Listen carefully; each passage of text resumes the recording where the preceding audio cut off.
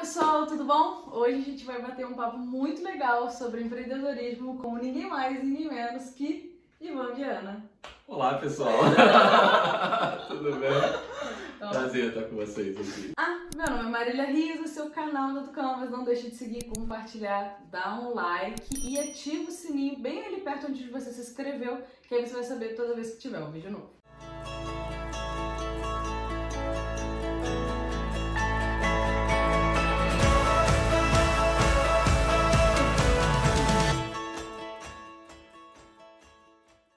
Então, gente, a ideia hoje é conversar um pouquinho sobre empreendedorismo e qual é a relação disso com a educação, se a gente consegue formar uma pessoa para ser empreendedor e outras questões muito legais que vão surgir aqui.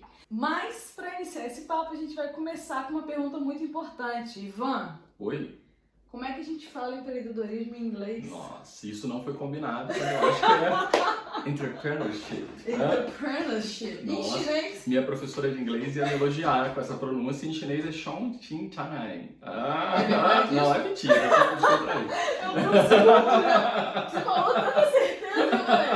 Acho que cara. Acho que ele tem razão. Vânia, a gente da próxima vez vai falar entrepreneurship. Isso. A Vânia pode nos ajudar bastante nesse assunto. Gente, então vamos começar a conversa perguntando, né? Ivan, por que empreendedorismo? Quando você se viu empreendedor e como isso começou? Né? Olha, a história é engraçada, assim, eu sou de uma cidade do interior, eu sou de Pati do Alferes, pouca gente sabe, mas é a terra do tomate, exatamente, famosa pela festa do tomate. E assim, eu queria muito ter uma mobilete, olha como como as coisas são engraçadas e muitas vezes a gente pode fazer até de uma coisa que não é muito legal, transformar numa boa oportunidade. E eu queria muito ter uma mobilete, e na minha família, tanto minha mãe quanto meu pai... mobilete é uma bis... Bota uma fotinha quando antiga, for na edição, bota uma fotinha na mobilete, acho que é legal, tô dirigindo já aqui. Vamos colocar uma mobiletezinha. Isso, vocês passa ela quando a gente vai falando aqui no vídeo. Isso! Pede pro Fred, que manja dessas coisas. Fred, bota uma mobiletezinha passando, por favor, aqui embaixo. Então assim, eu queria muito ter uma mobilete, só que lá em casa nem meu pai nem minha mãe eram afim de me dar aquilo, porque sabiam que não seria uma boa ideia, porque você imagina, 12, 13 anos, responsabilidade zero, eu ia realmente cometer algum ilícito com aquela mobilete, porque eu não precisa dirigir aquilo, né? Então tá. Aí minha mãe pegou no dia do meu aniversário, esperando a mobilete, vem aquela coisa de mãe, né? Envelopezinho, abriu o envelope, tinha lá o dinheiro e uma carta de mãe do tipo, compre o que quiser menos uma mobilete.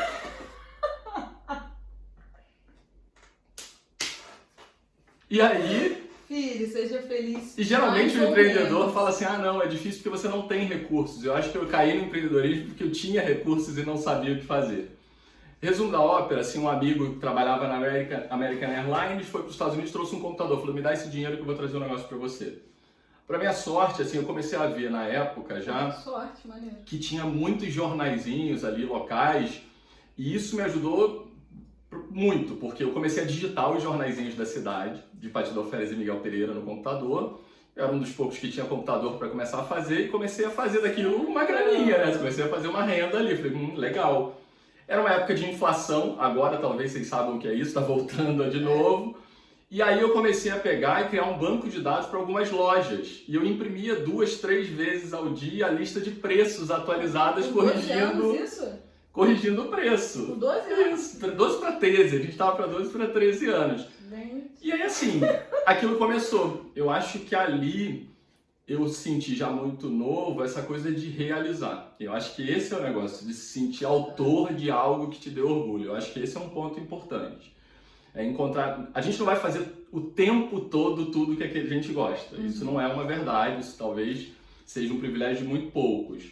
Mas se você encontra algo que você é bom, que te traga um certo desafio, que te traga uma realização pessoal, eu acho que isso de fato é transformador. Eu acho que a grande sorte da vida é descobrir o quanto antes o que você faz bem e que te traz prazer para fazer. Então, e que as pessoas valorizem. Eu acho que essa é uma das sortes da vida. Se você puder ter alguma coisa...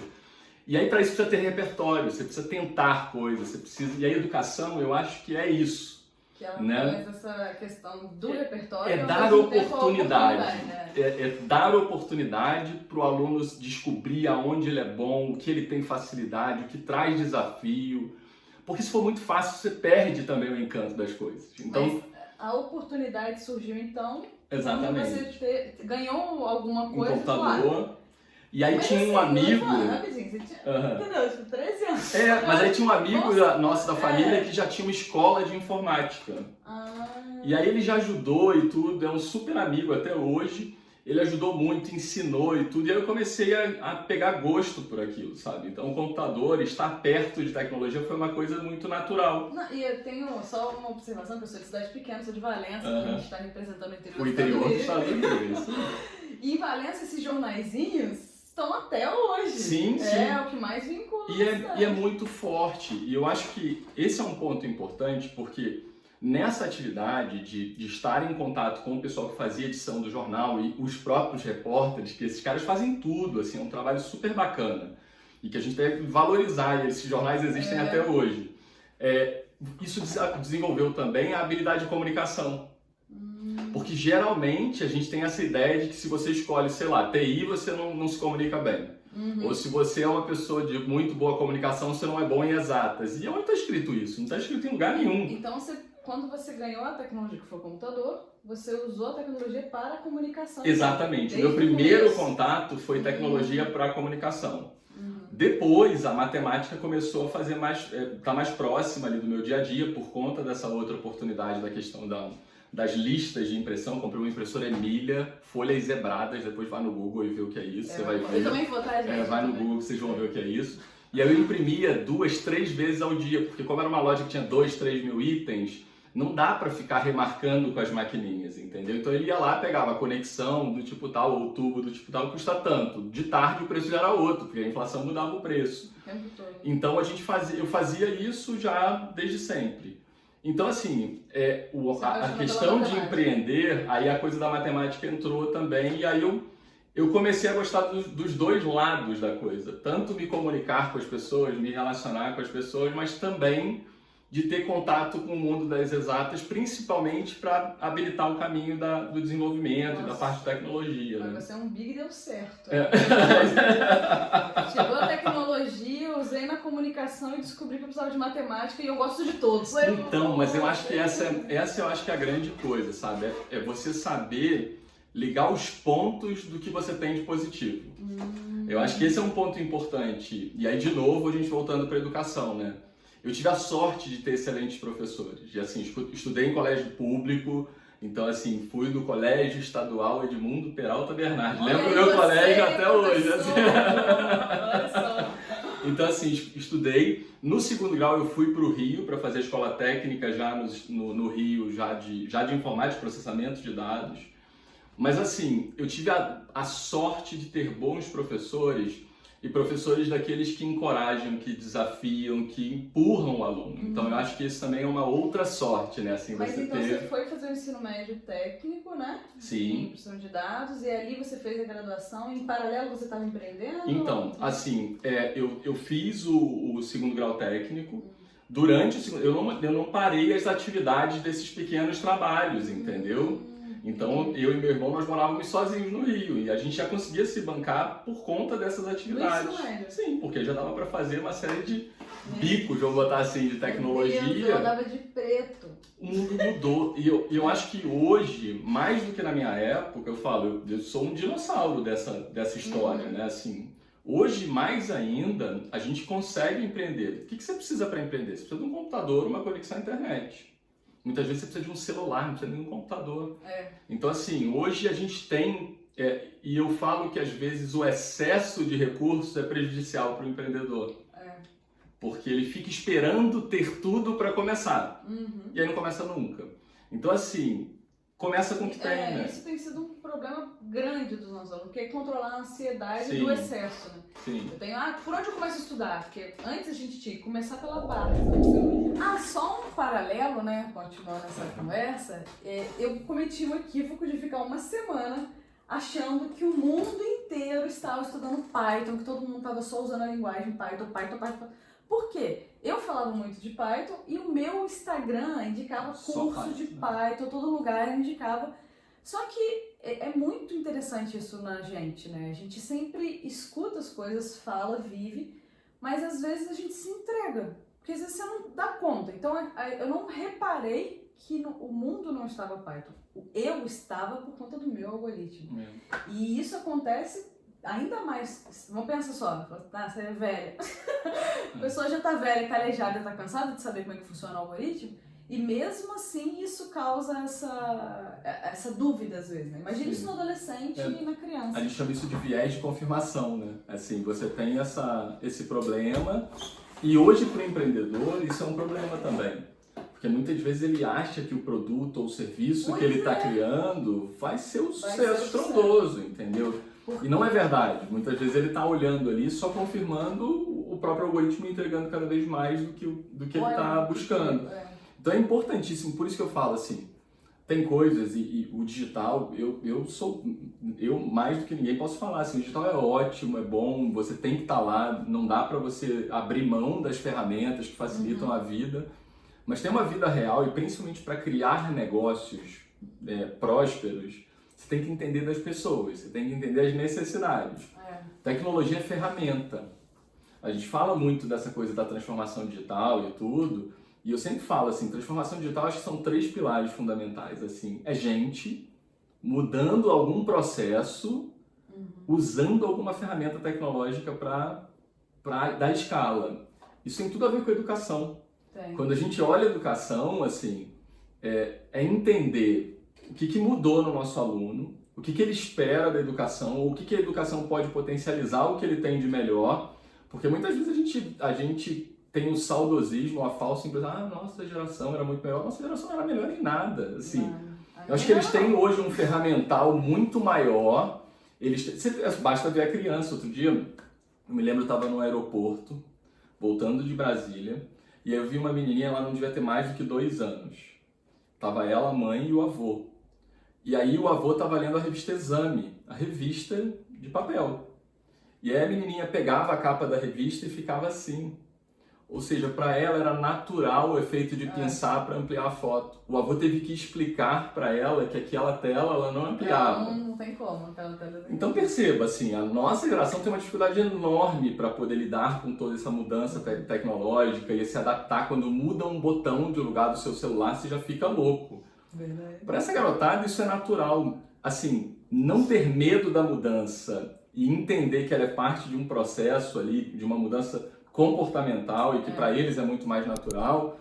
E aí eu olho a tecnologia só como um meio de dar escala, dar visibilidade. O que a gente está fazendo aqui, assim, esse papo, e é um papo que a gente tem assim com frequência, está represado no nosso grupo. E hoje a tecnologia permite que a gente possa conversar com mais gente.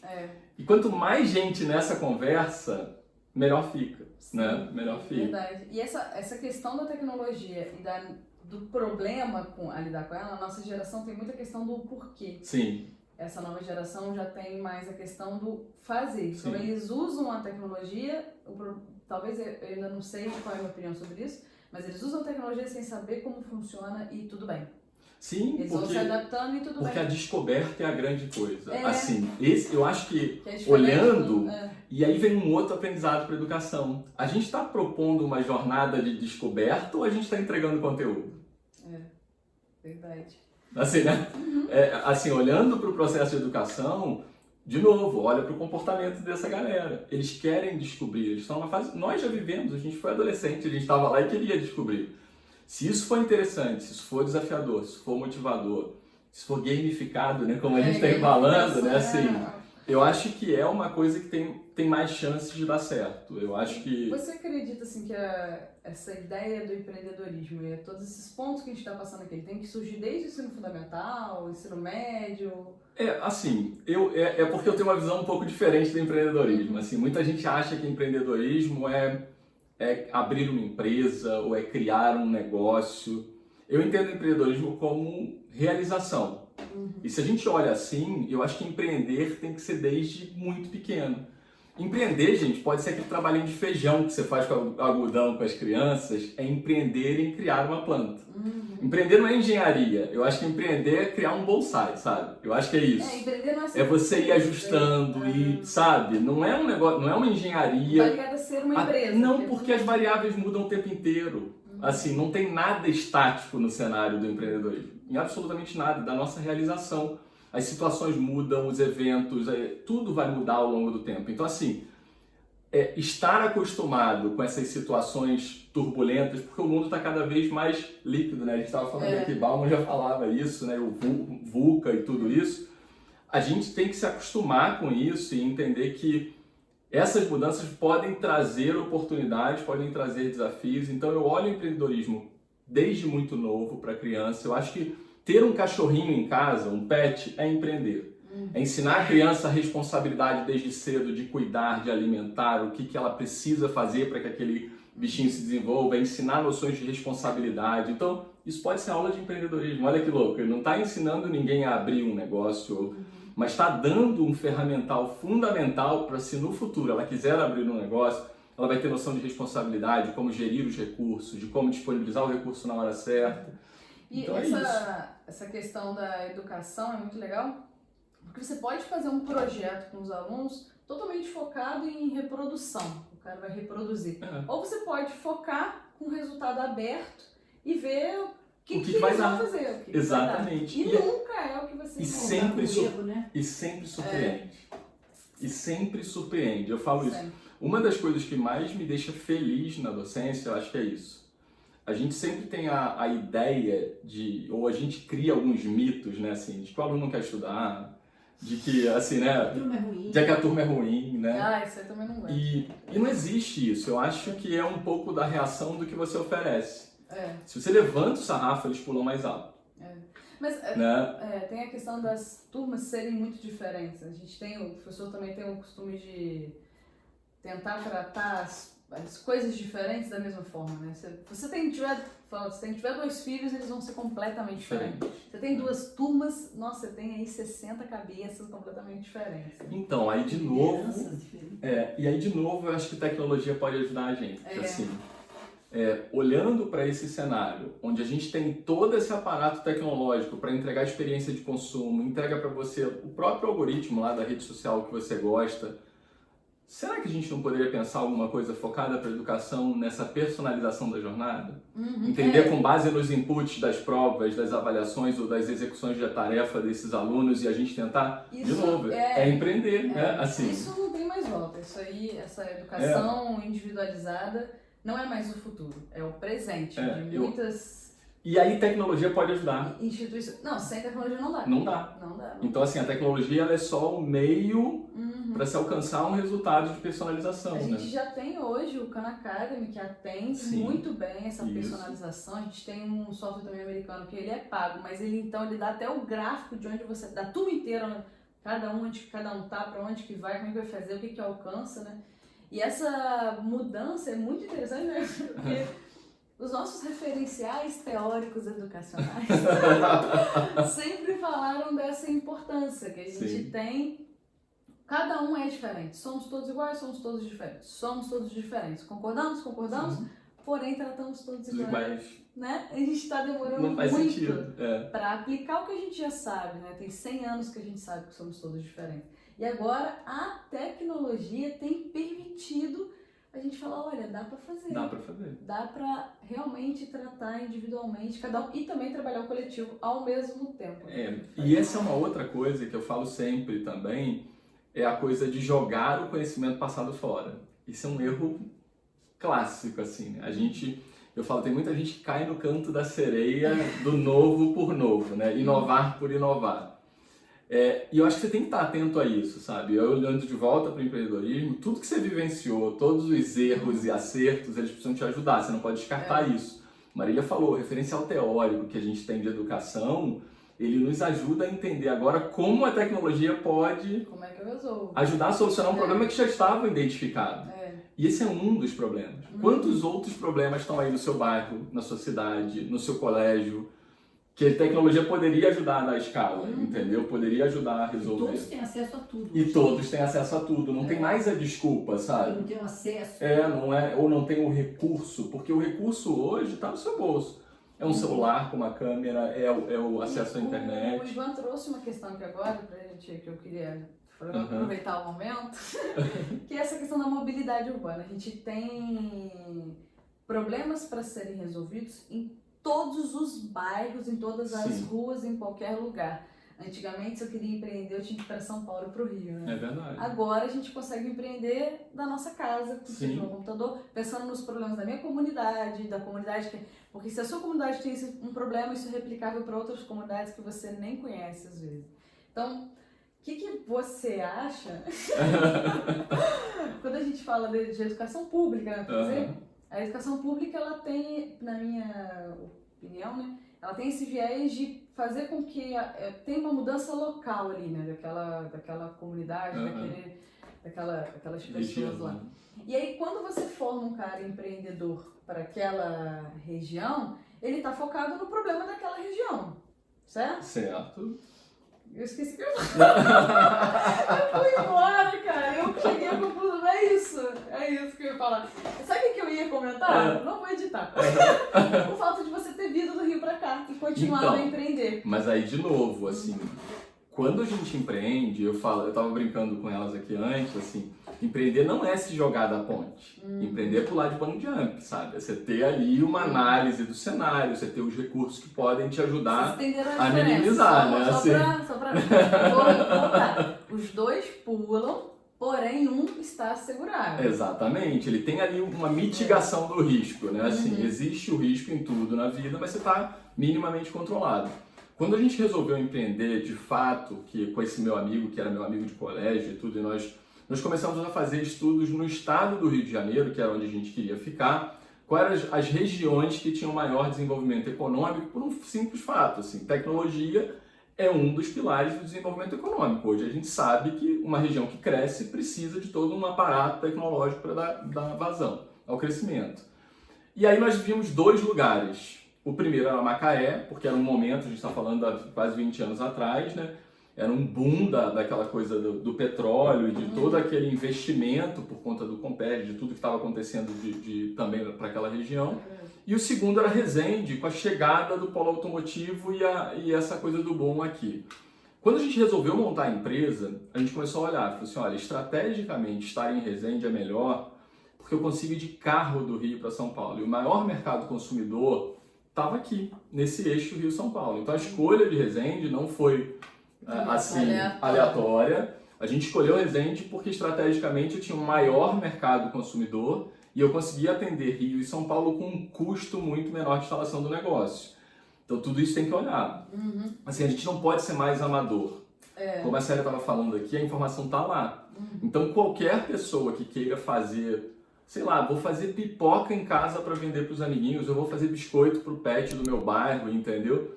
Eu tenho que fazer um mínimo estudo. Quantos cachorros tem no meu bairro? Né, assim, vale a pena fazer pet ou não? Eu vou fazer para gatos. Tem muito mais gato no meu bairro. Exatamente. Eu tenho que entender, assim, é viável? Porque, assim, você começa um negócio, como a Marília falou, é pequeno, é para atender o bairro, é para atender a cidade. E aí, daqui a pouco, aquilo pode ir tomando uma proporção maior. Você tem hoje diversas fontes até de auxílio mesmo. Você tem Sebrae, você tem uma série de agências de fomento a empreendedores. E eu acho, assim, eu acredito, eu não acho, eu acredito, que o futuro vai exigir cada vez mais essa atitude mais empreendedora.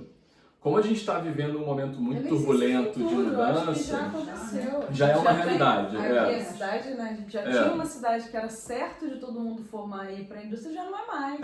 Isso não é mais uma... E esse ainda é uma coisa que a gente tem que mudar essa mentalidade. Muita gente fala assim, não, eu formo para a indústria. Não, eu formo para o mercado. E a indústria que vai ter daqui a pouco já não é. Já não é, já está formando errado. Então, assim, e eu acho que tá preparado para a mudança, eu acho que esse é o nosso papel lá. Assim, olha, eu tenho que formar um aluno que tenha senso crítico, que consiga avaliar bem o cenário, que consiga aplicar o que aprendeu em situações diferentes das que ele está habitualmente acostumado a aplicar. Então eu acho que esse é o nosso papel, sabe? Desafiar, fazer com que eles não que se acostumem, mas que eles entendam que no momento da mudança ou do desafio, a gente volta para aquela coisa primitiva de parar ou correr, né? Assim, a gente consiga agir. Então acho que esse é um ponto importante também, que é uma responsabilidade do professor, que também não está sendo fácil, né? Assim, a gente está no olho do furacão, né? Está mudando tudo, tem muitas questões que a gente também não sabe, ou seja, a gente está tendo que vivenciar isso. Então eu falo que todo professor também é um pouco empreendedor. Porque ele precisa realizar muito ali, sabe? É muita realização. É sair da zona do conforto. É sair da zona Permanentemente. permanentemente. Porque perceba assim, Nada de guardar o caderno do ano imagina, passado, assim, vislumbrem você que está aí assistindo nosso vídeo, você trabalha lá na sua empresa linda, Não esquece de maravilhosa, dá um like. Compartilhar. Agora, imagina essa cena. Todo dia 1º de janeiro, você vai trabalhar na sua empresa e quando você senta na sua cadeira, o seu chefe é novo, você nunca viu. O colega que está do seu lado trabalhando com você é novo, você nunca viu. A secretária da empresa é nova, você nunca viu. E você tem que começar o trabalho naquele dia. Essa é a vida do professor, todos os anos. Todo ano. Você já parou para se imaginar como é que é a vida dessa pessoa que tem que enfrentar muitas vezes 50 pessoas diferentes? Eu amo! Não, mas assim... Eu amo, é muito bom. Mas eu acho que é a mesma emoção que o Caetano Veloso sente quando sobe. Ele vai ter lá, ele já é gênio, a gente já sabe, a gente ama. Mas eu acho que não tem uma vez que ele enfrenta uma plateia que ele não tem aquele frio na barriga. O professor vai ter. O primeiro dia de aula é sempre uma delícia e um terror, né? Porque você sente as duas sensações, né? Você fica muito feliz, nossa, eu vou conhecer novos alunos, eu vou conhecer gente nova. E que a Mas sua tem geração aquilo cada vez mais mais distante. Porque as gerações são curtas hoje em dia, né? Mais distante. Então, isso é muito legal, mas é muito desafiador. Então, assim, eu acho que o professor também tem que ser muito empreendedor. Ivan, a gente já chegou aos 30 minutos de conversa e eu vou falar igual eu falo nas lives, né? Eu vou parar porque senão ele não volta. E a gente viu aqui que tem que voltar, porque tem muita coisa pra gente conversar mais. A gente tinha montado um roteirinho aqui, mas acabamos... Eu vou te pedir agora um pitch, né?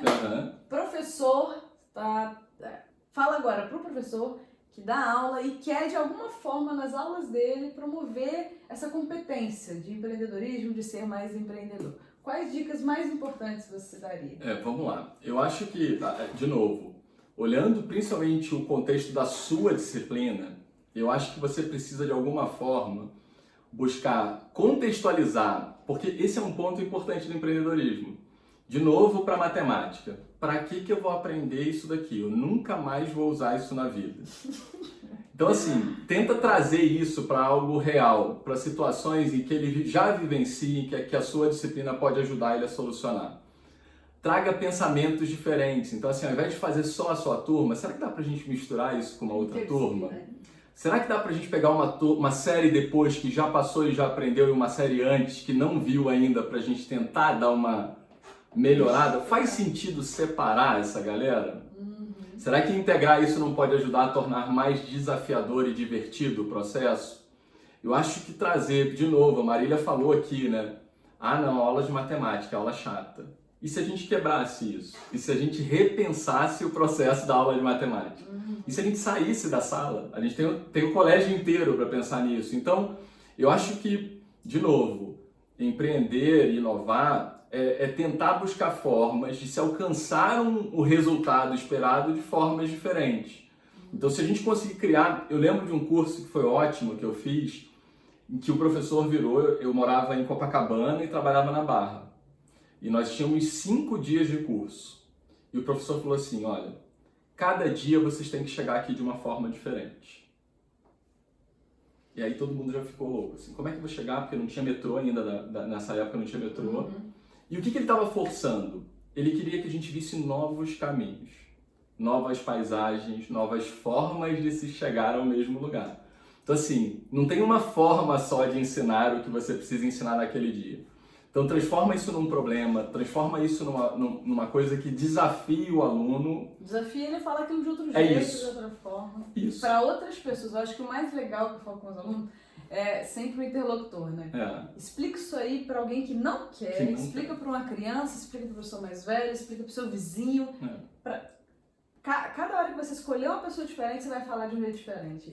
E é matemática. E se a gente desafiasse, por exemplo, o aluno aqui pensando, a encontrar situações do cotidiano onde aquilo pode ser aplicado? É legal. Você vai ter, assim, um universo enorme de possibilidades para trabalhar. Então, de novo, eu acho que é repensar a forma de trabalhar esse conteúdo. Segundo, assim, acho que a gente tem que trazer pesquisa de mercado. Assim, a pesquisa é algo que é fundamental.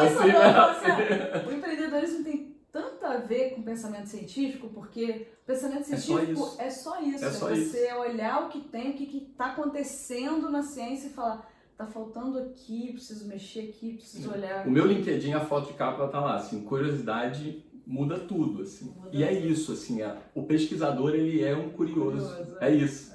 Então, assim, estimular essa coisa da curiosidade, da pesquisa, e eu acho que a metodologia científica pode trazer essa visão aguçada, legal, e ela pode ser muito legal. E ela pode ser muito legal. E eu lembro, assim, das aulas de biologia do colégio, de fazer a coisa dos insetos, e eu adorava aquilo de poder olhar... Você viu a entrevista com o Tyson, físico? Oi, Tyson, você estava assistindo? É isso aí, ele assiste o canal. Ele assiste o canal. Tamo ele junto. Fala, ele fala que um dia que a filha dele perguntou pra ele, pai, existe fada do dente? E ele, ao invés de responder, ele falou, existe? Existe? Não sei. É isso. Descobre. E aí ela juntou com as crianças, fez um método, mentira, falaram que tinha dinheiro, não tinha, colocaram o dente sem avisar e chegaram, pai, desculpa, não existe. Eu descobri, tá aqui. É isso. Olha isso que é um método isso. científico de investigação, Pronto. você empreender, juntou um aqui, juntou ali. E eu acho que é desmistificar, legal, né? Assim, porque é natural para criança. Para o adolescente, a curiosidade é algo natural. O que a gente faz é ir podando, ir trazendo verdades prontinhas e entrega para ele engolir. E se ele descobrisse isso ao longo dessa jornada de aprendizagem? Eu acho que isso ia ser muito motivador e isso muda a forma de ver o problema e, mais do que isso, de encontrar novas soluções para outros problemas. Então eu acho que assim, é de fato olhar todo esse viés empreendedor que o professor já tem naturalmente e aplicar isso no dia a dia dentro da sala de aula. Perfeito. Acho que é isso. Muito Muito bom obrigada. estar com vocês. Obrigado. Pode me chamar sempre, Pode sempre deixar, que puder. a gente vai ter mais conversas, muito bom. Esse aqui é o nosso papo do dia a dia, Esse tá, é o nosso gente? café. Esse é o nosso café. A ideia, né, Mike? A gente sempre comenta com a Célia, com o Mostro e com o Fred. Se a gente pudesse ter essa live do nosso trocado, dessa troca assim, de ideia que a gente faz, já é rico, é. que era, antes da pandemia, era no final da aula. Todo mundo ia embora 10h30 da noite, a gente ficava... Ó, eu lembro uns 4 anos atrás, ou 5, acho que isso ainda deve ter gravado, quando a gente pegou uma câmera 360 e fez uma mesa redonda. Tem Acho gravado que dá ainda. pra gente fazer uma nova edição daquilo, hein? verdade. Dá pra gente fazer uma nova edição de uma mesa, assim, Educanvas 360, ó. Já Aí, fica a dica, ó. Segunda coisa que o diretor pediu, muito bom. Ivan, muito Eu que obrigada. agradeço, gente, ó. Tchau, tchau. Gente, obrigada por estar aí com a gente até agora. Por favor, comenta aqui o que você achou. Se tem algum tema, alguma outra coisa que você gostaria que o Ivan viesse aqui conversar. E obrigada, até a próxima. Tchau, tchau.